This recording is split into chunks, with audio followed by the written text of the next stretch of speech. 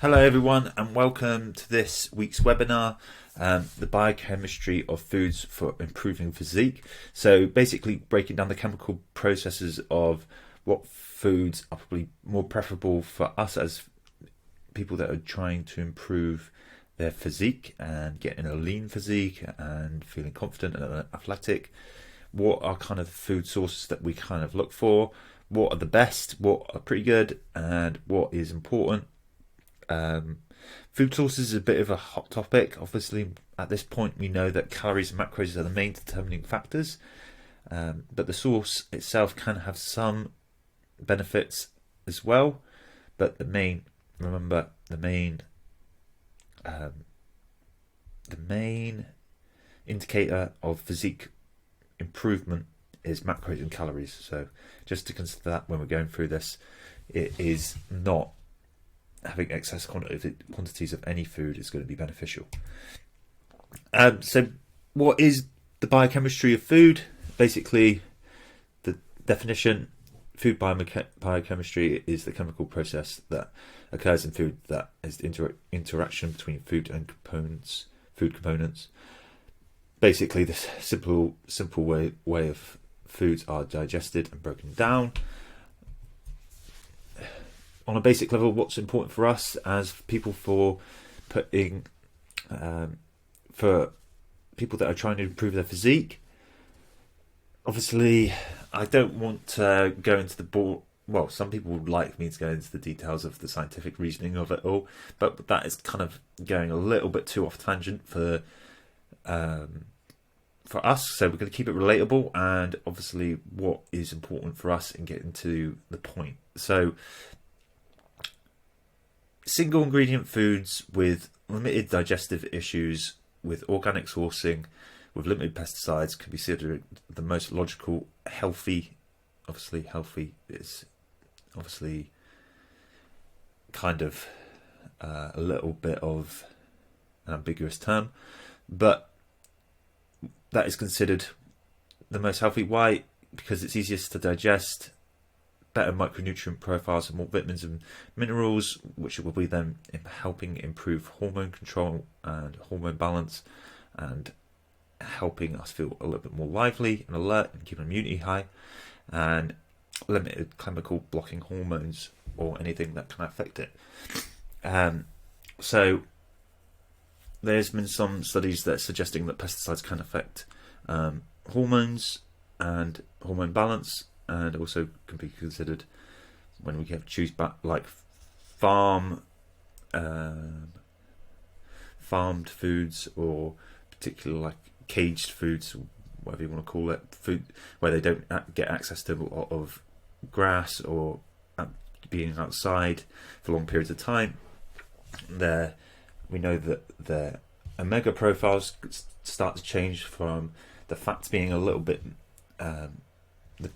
actually the benefits of the good quality fat sources that sometimes within protein, such as eggs and salmon, it kind of starts to shift into a different profile. So from omega-3s to omega-6s, kind of struggle to digest that, and not as good as potentially as organic sourcing or potentially like wild sourcing as well. So that's kind of like the basics of healthy foods. Limited processed foods with single ingredient foods, limited digestive issues for you, so that's kind of individualized.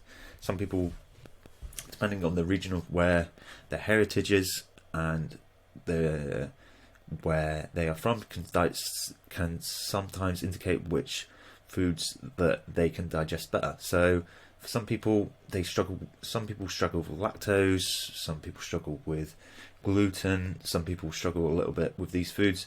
I'm not saying to not have those foods completely, but we can have them at a limited amount, which is then not causing any digestive issues for that person. But some people obviously can't have it at all, but that's obviously a doctor's diagnosis, which I cannot give, so you would have to go to a doctor's for that opinion. And some other basic knowledge Protein is needs the most energy to be broken down. Fats have the highest amount of calories per gram, and carbs are the easiest source of energy. So that's why I would always recommend having carbohydrates pre and post workout, because that's going to help, one, give you energy for the workout, and two, replenish those glycogen stores when we have gone into a workout. So if you start to feel a little bit lightheaded, which some people will, they think they're going to start this super amazing fat loss diet, but then they have their carbohydrates right at the beginning of the day, and maybe they're working out in the evening and they have no energy for the evening and feel super lightheaded and they can't get anything done. That is because you have not distributed your carbohydrates efficiently. You will need to have, like I said, pre-workout, maybe for an hour before, hour and a half to an hour before, and then post-workout as soon as possible, as soon as you get home, to have something to eat as well. That's just going to replenish the stores as well. How will this affect me? Like I said at the very beginning of the video, macros and calories are the determining factor when building physique, period. So I'm not telling you have to start buying super all organic foods from now on. But it's nice to know that if you are struggling with any of those foods and any of those symptoms, potentially you might need to mess around. Well, have a play with maybe incorporating a little bit more, and see if that helps improve your energy levels or your hormone control or immunity, so you can be a little bit more healthier in a long-term basis. With the 80-20 rule, 8% of the times we should be choosing that whole food source and single ingredient foods. I'm not saying that you have to buy organic from now on, but it is something to be considered, especially with like fat sources. Getting a good quality fat source is obviously the thing. Fats are the one that help with hormone control and energy, so getting a good quality fat source is quite important in my opinion, and having that included in your diet. So if you get in your fat source, say from like processed cheese, it's probably not as good as getting it from like olive oils or from like an organic meat, or potentially like salmon, like a wild caught salmon. They're going to be a little bit better than like a processed cheese, if that makes sense. There was something else I was going to mention. Just a second.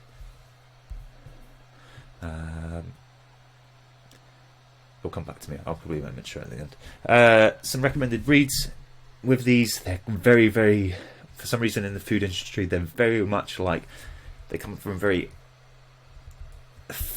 offensive background, so they kind of like launch it onto you a little bit. So you got to take everything with a pinch of salt. Like I just said, you don't need to start shopping everything organic, but it's something to be considered if you are struggling with any of the symptoms.